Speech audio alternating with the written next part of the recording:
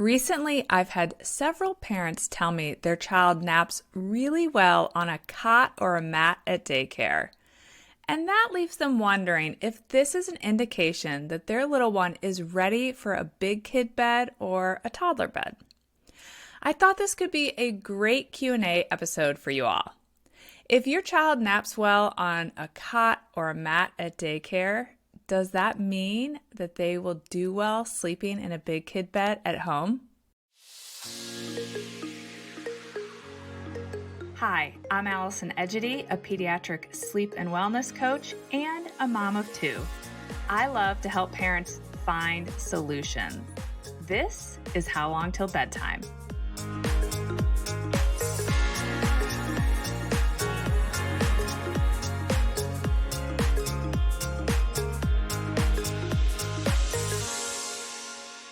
I remember when the daycare that my girls attended told me that they were going to shift the girls to different rooms, and in that new room, they would be napping on mats on the floor. Of course, this happened about 18 months apart, but each time I remember thinking, oh my goodness, they're only, they were somewhere between 12 and 18 months, and I was convinced that my girls would not go along with this plan of taking a nap on a mat. But they both did great. And I think it's worth noting, in fact, I think it's a really important point here, that Addison, my oldest, her sleep at that time was a disaster, particularly at home, but it also wasn't even great at daycare. And Ainsley's sleep at home was great when she made that transition, and she was napping well at daycare in the crib. So I had one child go into this really big transition at daycare who wasn't sleeping well in her crib. And I had one shift into this transition who had great sleep habits, both at home and at daycare. So their profiles were very different as they headed into this transition, and they both did amazingly well. I also want to note that I don't have exact numbers, but I'm going to put an estimate that around 85% of the families I work with have their children in daycare. So I hear a lot about daycare sleep and what happens there versus what happens at home. I have only worked with a handful of toddlers who didn't nap pretty well on these mats or cots at daycare, whether they were napping well at home in the crib. It just never ceases to amaze me. Here I am, 10 plus years into parenting and 7 plus years into being a sleep coach, and I am still amazed that these little toddlers, whether they're good sleepers at home or not, seem to nap pretty well on mats and cots at daycare. It kind of seems like the equivalent of them napping in a bed or toddler bed at home, right? There's no crib sides involved.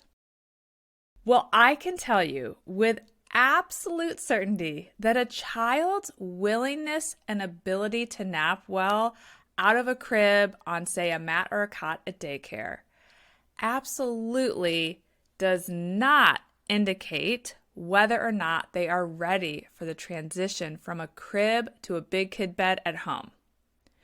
I can also assure you that if your child is struggling with sleep at home in their crib, but napping well on a cot at school, transitioning them to a big kid bed will not, I repeat, will not be the answer to your child's sleep struggles at home. Daycares and schools have so much success with mat and cot naps because there is really clear expectations from the teachers on what is expected of the children in the classroom. There is typically really consistent timing and a consistent process that all of the kids are following. And therefore, there is this peer pressure. Everyone's doing it, it kind of seems like the thing to do. So where sometimes kids have FOMO when they're going to nap at home because they don't want to miss out on something, at daycare or at a preschool, this is what everyone's doing. So they're not missing out on anything. I am convinced that it's this combination of very clear expectations from the teachers and that peer pressure that they don't even realize is happening, that feeling of, well, everyone's doing it, so I guess it's the thing to do, that makes this transition so successful even for kids as young as 12 months. I have a hard time convincing parents of this, though, because I have families that I have previously worked with who come back to me and say, oh, I didn't take your advice. We thought our kiddo was different. I just want to encourage you all to trust me on this advice. I am thrilled that your child is napping well at daycare or napping well at preschool on their mat or the cot. But please do not interpret that as their readiness to move to a big kid bed. I've said it before and I will keep saying it. If you can safely keep your child in the crib, I recommend making the transition to the big kid bed when your child is 3 years old or older. After the age of 3, children have developed more impulse control. And that means that transition is more likely to go smoothly because they actually have the ability, a little more developed, I should say. Even younger kids have this ability, but that ability is stronger to lay in their bed and think, okay, I'm in this dark room. It's my job to stay in this room. Or when they wake up to think, okay, it's still dark. I should go back to sleep.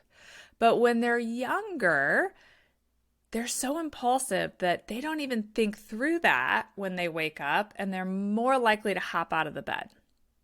I personally kept my kids in the crib until their 4th birthday, and their transition into the bed was seamless. I also want to note that I really encourage you to make sure your child has good sleep habits at home in their crib before you make the transition. So as I noted earlier, a lot of parents will make the transition because their child is happily napping at school on a mat or a cot, but not happy sleeping in their crib at home. And so it's really easy to make that leap to think, okay, well, maybe it's just the crib. They don't like the crib and they like to have the freedom of the cot or the mat. Therefore, I bet they'll like to have the freedom of a toddler bed or any sort of bed that's not a crib. And so I totally understand how parents make the leap, but that's not how it works.